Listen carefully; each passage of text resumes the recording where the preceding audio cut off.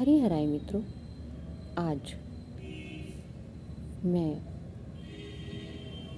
आपके समक्ष अपने कुछ विचार रख रही हूँ। महाकुंभ का मौसम चल रहा है। भारतवासी शुरू से ही आस्था से रंगे भरे हैं और इसी में महाकुंभ भी उनकी आस्था का एक अद्भुत परिचायक है।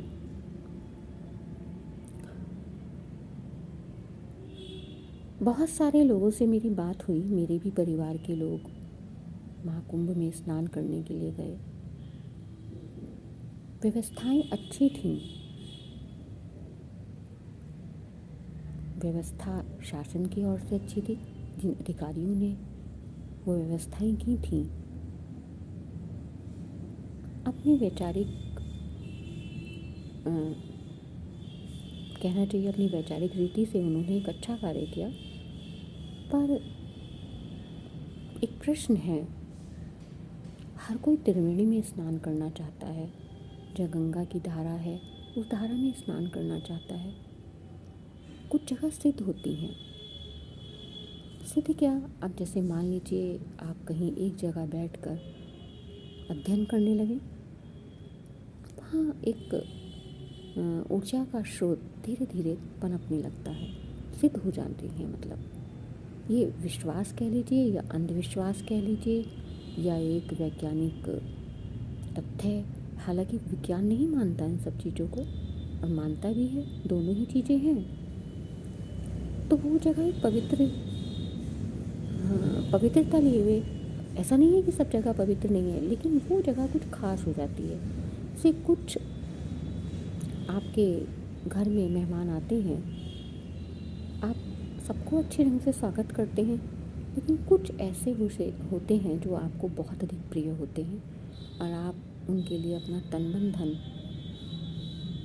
से जो है आप उनको सब कुछ, उनका बहुत भव्य स्वागत करना चाहते हैं। तो वही स्थिति कुंभ स्नान में त्रिवेणी, जहाँ तीनों नदियों का संगम है, उस स्थान पर जो नहाने का एक हर भारतवासी की इच्छा होती है और मतलब वहाँ नहाया जाए।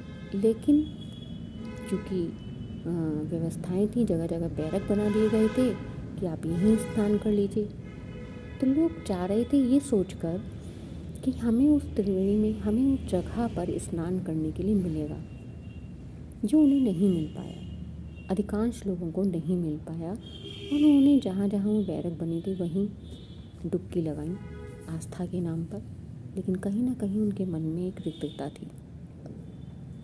तो यहाँ मैं ये कहना चाहूँगी, विचार, हालांकि ये विचार व्यक्त करना तो बहुत आसान है, लेकिन फिर भी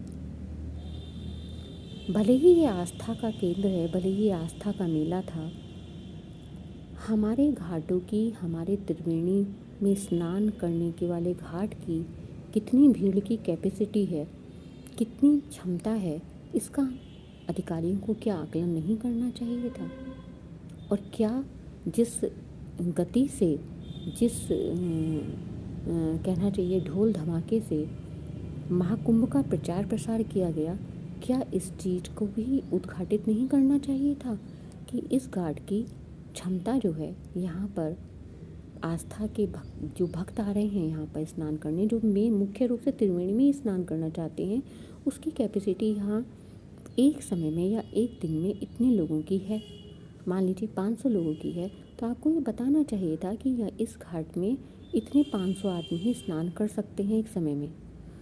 तो अगर आप ये डिवाइड कर देते तो भले ही लोग वहाँ आ रहे थे। देखिए कितने सालों से लोग इंतज़ार कर रहे होंगे कि गंगा के घाट पे मेला लगेगा, हमें रोजी रोटी मिलेगी।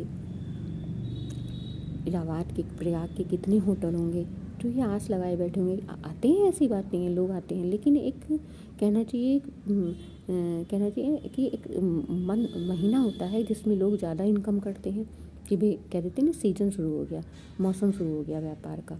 तो वो उनका व्यापार था, तो लोग आते, वहाँ के होटलों में ठहर जाते।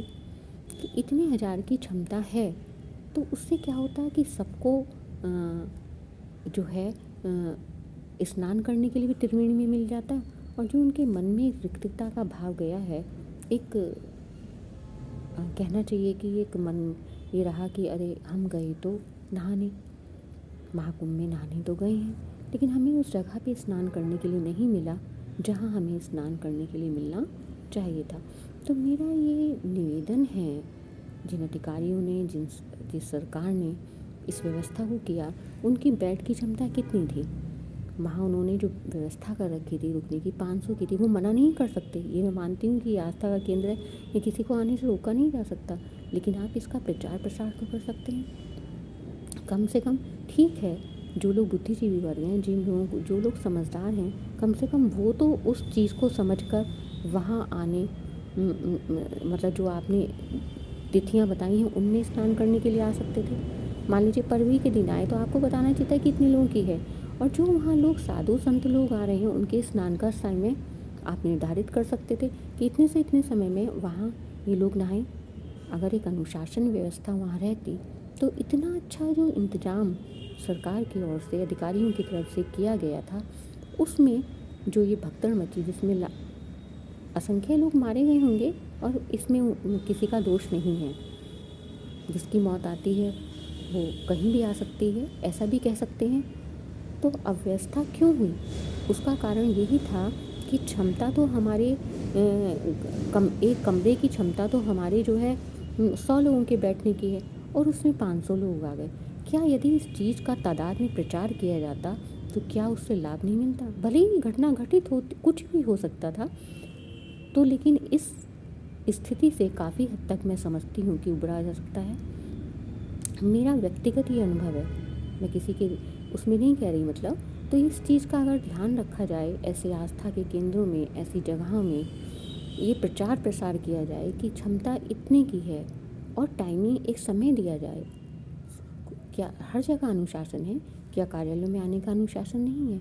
तो क्या भक्ति भी भक्ति का ठीक है, भक्त सबके लिए समान होना चाहिए, समानता सबके लिए होनी चाहिए, सबको स्नान करने का मौका मिलना चाहिए। क्या कुछ ही विशेष लोग हैं जो त्रिवेणी के उसी जगह पे स्नान करेंगे? वो क्यों नहीं वहाँ कुंडों में स्नान करने गए? आम जनता ही क्यों कुंडों में स्नान करने के लिए उनसे कहा गया? तो इससे एक मतलब कहना चाहिए कि आस्था के साथ साथ जो मन में रिक्तता मनुष्य की जाती है, उसका भी मतलब एक दुख होता है कि हम इतना पैसा खर्च करके गए और हमें उस त्रिवेणी पर स्नान ही करने के लिए नहीं मिला। तो इस और आगे भविष्य में जब भी कभी कुंभ हो तो इस चीज़ का यदि ध्यान रखा जाए, तो मैं समझती हूँ कि सभी को उस पवित्र जगह पर जहाँ से माना जाता है कि पुण्य फल मिलता है, उस जगह पर सभी को स्नान करने का, चाहे वो निम्न श्रेणी का हो, चाहे अब तो निम्न श्रेणी उस श्रेणी मनुष्य समान है ना, सभी को, जितने लोग भक्त जा रहे हैं, जितनी आस्था वाले लोग जा रहे हैं, सबको मिल सकता है। लेकिन इसके लिए आपको अधिक से अधिक मात्रा में, आजकल तो इतने दूर संचार के माध्यम है, इंटरनेट है सबसे बड़ा, तो यूट्यूब है, सब कुछ है, इतनी जगह है कि आप प्रचार प्रसार करें कि इस समय में इतने लोग स्नान कर सकते हैं, इस समय में इतने लोग स्नान कर सकते हैं। तो जो हमारी 50% जनसंख्या, 60% जनसंख्या जो शिक्षित है, वो लोग तो कम, जो समझदार हैं वो लोग तो कम से कम उस समय का ध्यान रख सकते हैं।